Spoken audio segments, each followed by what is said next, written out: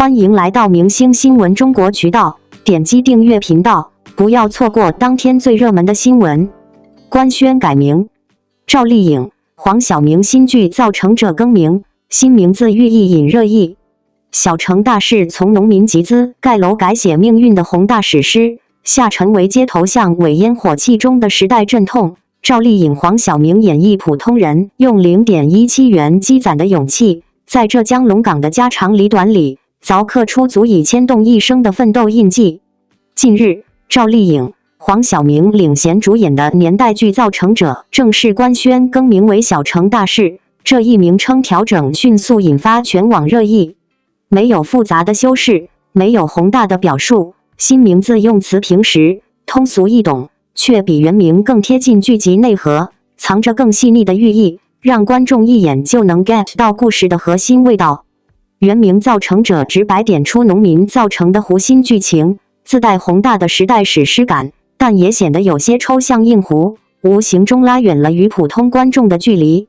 而《小城大事》用小与大的对比，精准抓住了故事的精髓，小城锚定了故事的舞台，正是浙江龙岗那座从滩涂之上建起的农民城。这里有街头巷尾的烟火气，有邻里之间的家长里短，是每个普通人都熟悉的生活场景。大事则点明了故事的分量，一群农民砸锅卖铁集资买的，合伙盖楼，用每人0.17元的微薄力量，改写自己和家乡的命运。这对千万家庭而言，无疑是足以牵动一生的头等大事。这种转变不是简单的名称替换，而是对叙事视角的下沉与聚焦。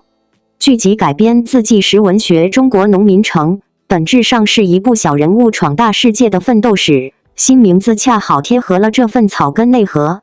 就像赵丽颖近年在《幸福到万家风吹半夏》中塑造的角色那样，她在剧中饰演的基层女书记，不是高高在上的造成者，而是扎根小城，为群众奔走的普通人。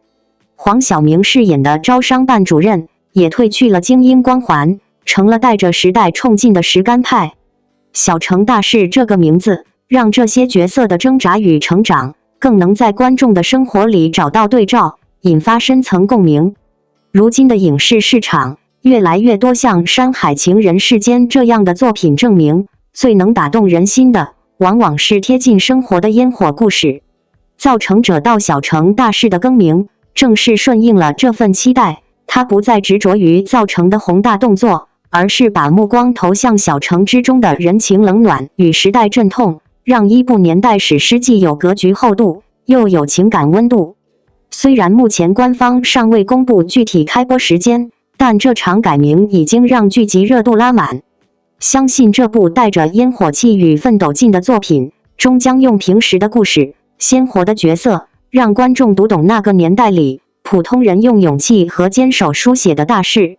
造成者正式官宣改名的消息一出，立刻引发了不少讨论。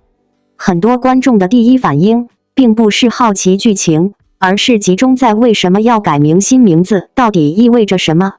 其实，对一部现实题材作品来说，名字从来不只是一个符号，而是一种态度，一种方向，甚至是一部剧想要与时代、与观众建立联系的第一道桥梁。最初的造成者，直观、有力量，强调的是建造这一行为本身，带着明显的行动感和现实质感。而如今更名之后，新名字在表达上明显更含蓄，也更具象征意味。它不再只指向造成这个结果，而是把视角拉得更远、更深，不仅关心城市如何被建起来，也关注人在城市变迁中如何被塑造，如何被改变。这样的转变，其实并不是否定原有主题，而是对主题的一次升级。从创作角度来看，改名往往意味着创作者对作品内核的再一次确认。拍摄推进到一定阶段后，人物关系、情感走向、时代背景逐渐清晰，原本偏功能性的名字，可能已经不足以承载全部内容。此时选择更名，恰恰说明主创对作品有了更明确、更成熟的认知。这种调整在现实题材中并不少见，也往往意味着作品并非停留在表层叙事。赵丽颖与黄晓明的组合本身就让这部剧自带关注度，而这次改名也让外界重新聚焦到他们到底在演什么样的故事上。赵丽颖近年来持续深耕现实题材，她所塑造的角色往往与时代进程紧密相连，却又落脚在个体命运上。她并不追求宏大口号式的表达，而是通过人物的选择与挣扎，让观众感受到时代的重量。这样的表演路径与改名后更具寓意的新名字其实是高度一致的。黄晓明在近几年的转型中，也逐渐摆脱了单一标签，开始更多尝试贴近现实的角色。他所呈现的成熟、克制与责任感，非常适合承担时代叙事中的支点型人物。当这两种不同但互补的气质汇聚在同一部作品中，名字所承载的意义，自然也不再只是建成这么简单。从观众层面看，大家之所以对新名字如此在意，本质上是对内容的期待。一个更有寓意的名字，意味着故事可能更复杂，人物可能更立体，也意味着这部剧不只是讲一段建设史，而是试图回答更深的问题：人在时代浪潮中如何定位自己？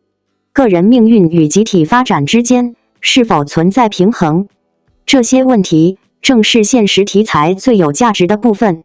也有人担心改名会不会削弱原本的力量感，但从目前释放的信息来看，新名字并非变软，而是变厚。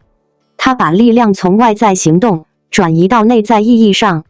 这种变化对当下的观众而言，反而更容易产生长久共鸣，因为我们早已不满足于只看结果，更想理解过程。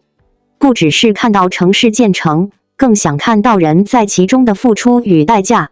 央视对这类作品的持续关注与支持，也在一定程度上放大了改名的意义。它释放出的信号很明确，现实题材不需要一成不变的表达方式，只要核心价值清晰，形式与名称都可以为内容服务。这种包容度也让创作者有更多空间去打磨作品本身。回到改名这件事上，其实它并不需要被过度解读为噱头。相比名字本身，更重要的是它背后所指向的创作态度。一部愿意在中途反复校准方向的作品，往往比一开始就定型不再调整的作品更有生命力，因为它意味着主创始终在思考怎样讲才能更贴近真实，怎样呈现才能对得起人物和时代。最后也想把这种变化放在更大的语境里去看，无论是影视作品，还是我们每个人的人生，都会经历不断修正方向的过程。有时候，我们以为自己在改名，其实是在重新理解目标本身。愿意调整，并不代表否定过去，而是为了走得更稳、更远。对于观众来说，不妨给这部改名后的作品多一点耐心。与其纠结名字好不好听，不如等故事真正展开，看它是否能用扎实的内容回应现实，回应情感。如果它能做到这一点，那么无论叫什么名字，都值得被记住。也希望屏幕前的你，在新一年的开始，面对自己的选择与变化时，能够多一份从容。人生不怕调整方向，只怕停下脚步。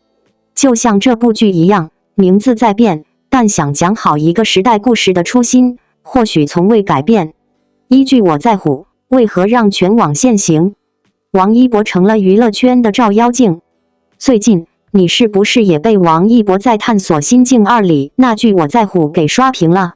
事情是这样的，在加拿大豪湾搞深水暴时挑战，搭档看着那个反人类的起步点，灵机一动，咱把垫子堆高点，跳过去不就得了？反正不算真正爬，谁在乎呢？双引号。话音还没落，旁边那位眉头一皱，我在乎。双引号。好家伙，就这3个字，像往平静湖面扔了块石头，涟漪直接荡出了圈外。单日互动破1000万，热搜挂得稳稳的。不知道的还以为发现了什么新大陆，其实啊，就是有人拒绝作弊，坚持要跟一块石头死磕到底。强迫症 boy 的攀岩哲学，路可以换，台阶不能乱加。王一博的在乎的有点轴，按常理，户外挑战，安全第一，效率第二。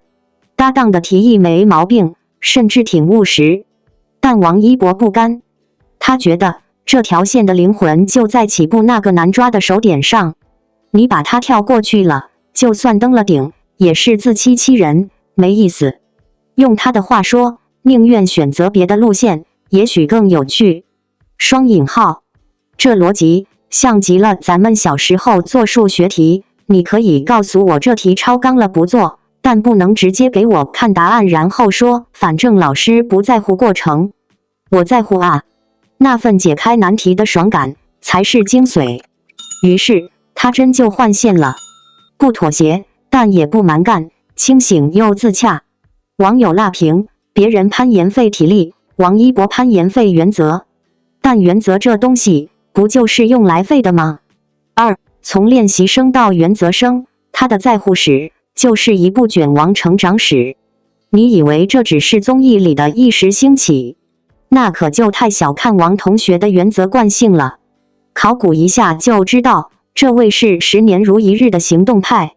练习生时期，别人训练完累瘫，他默默收拾舞台、捡垃圾，无人要求却自成规矩。学舞蹈，连续1400多天不间断打卡，累，那是不存在的词汇。到了现在，面对为啥不多拍戏的围观，人家专注自己的长期规划，坦言不喜欢失控感。攀岩时遇到明显超出能力的路线，果断拒绝，做不到就坦然承认，但我不欺骗自己。双引号，好吗？对自己诚实到这种地步，简直是人间清醒剂。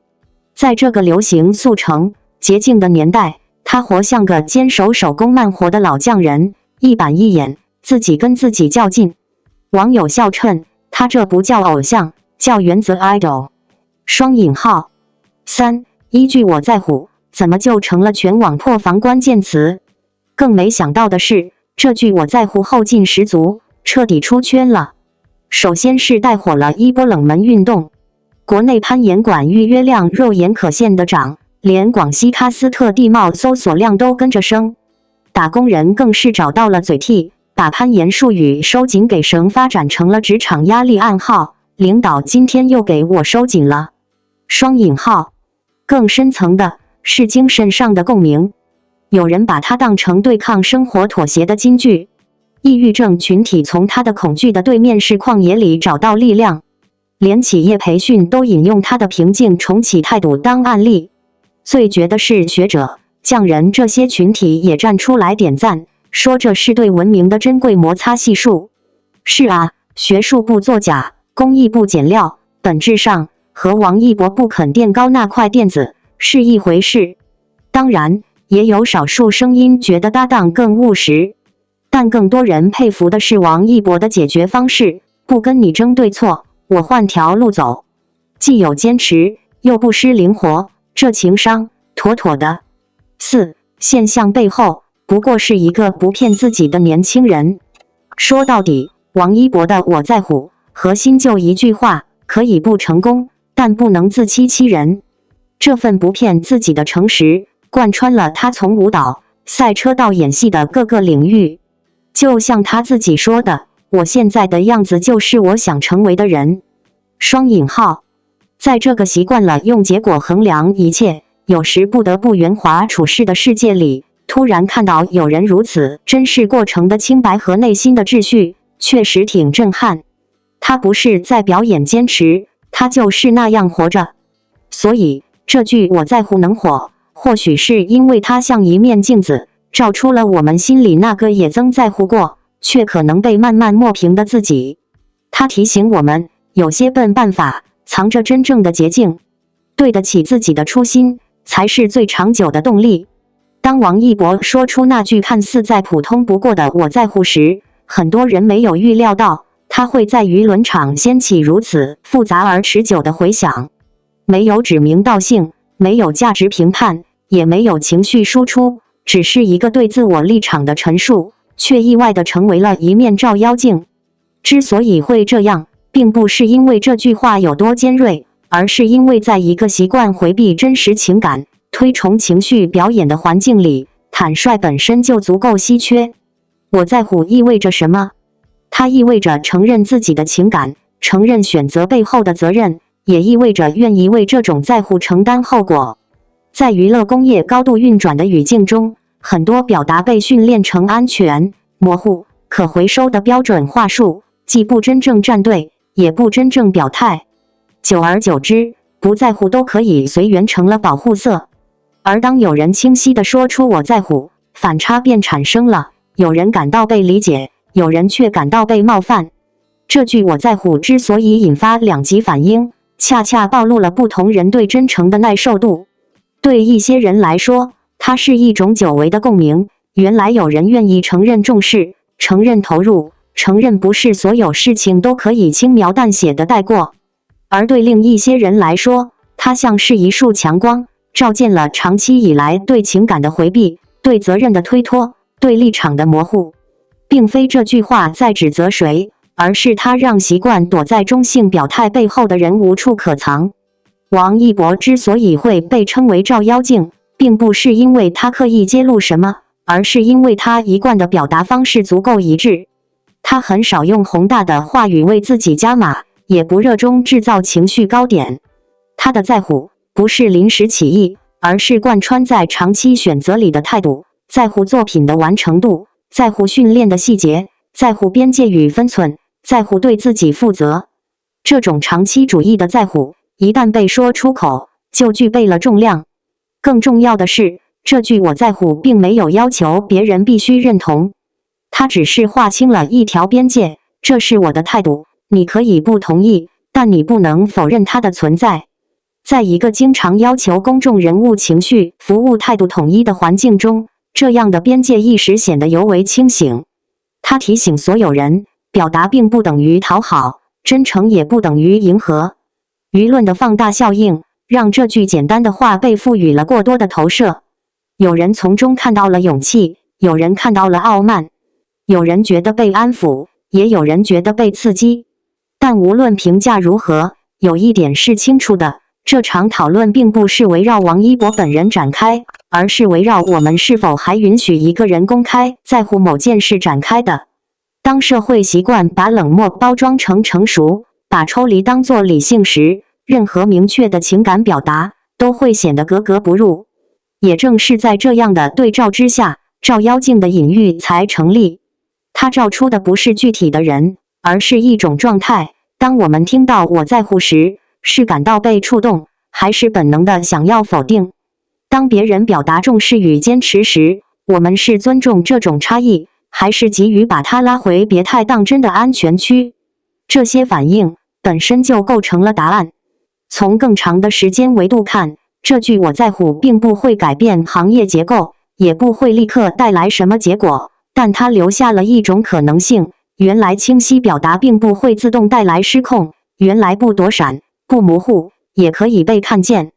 它为更多人提供了一种参照，你可以选择在乎，也可以选择不在乎，但那应该是你的真实选择，而不是被环境训练出来的条件反射。对王一博而言，这句话或许只是众多日常表达中的一个节点，但对旁观者而言，它成为了一次集体照现，照见我们如何对待真诚，如何理解边界，如何在复杂环境中安放自己的情感。真正让人不安的，从来不是我在乎本身，而是它让某些习以为常的伪装显得过于透明。写到这里，也想把话题轻轻地交还给正在阅读的你。你上一次坦率地说我在乎是什么时候？你是否也曾因为害怕显得认真，害怕被否定，而选择把情感藏起来？这个世界并不总是奖励真诚，但缺少真诚，所有关系都会变得廉价。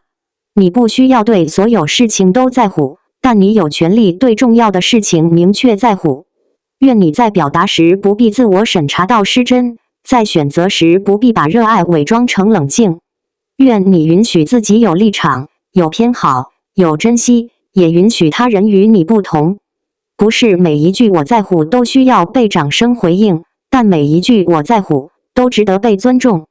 当我们不再嘲笑认真，不再惩罚真诚，那面所谓的照妖镜也就失去了存在的必要，剩下的只是人与人之间更清晰、更健康的边界，以及对真实情感更高的耐心。感谢您观看视频。如果您觉得本时事通讯有用，请不要忘记点赞、评论和订阅。祝您生活愉快，充满活力。再见。